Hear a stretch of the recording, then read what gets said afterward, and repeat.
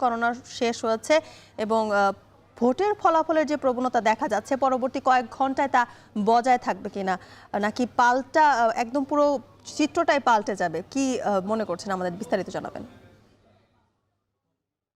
পর্যন্ত আমাদের কাছে যে তথ্য আছে সেটি নির্বাচন কমিশনের বেসরকারি যেটি সূত্র সেটি হচ্ছে যে গোটা রাজ্যে বিজেপি 155 আসনে এগিয়ে রয়েছে এবং তৃণমূল এগিয়ে রয়েছে 120 আসনে, এবং কংগ্রেস 2টি আসনে এগিয়ে রয়েছে।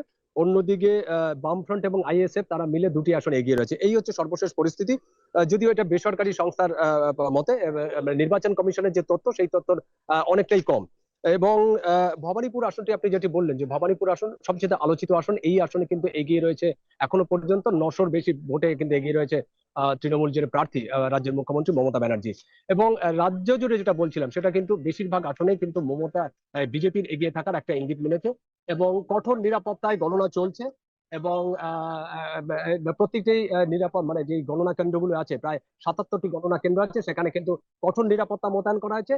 এবং বেশ কিছু জায়গা আমরা দেখেছি যে বিজেপির একটা সেলিব্রেশন শুরু হয়েছে, বিজেপি যেই সব জায়গায় এগিয়ে আছে, এবং সেই খবর সামনে আসার পরে কিন্তু বিজেপির কর্মী সমর্থকরা কিন্তু উল্লাসে মেতে উঠেছেন, আবির খেলা শুরু করে দিয়েছেন ইতিমধ্যে। যদিকা কলকাতার বিধানসভা নির্বাচনের খবর জানাতে যুক্ত ছিলেন দীপক দেবনাথ।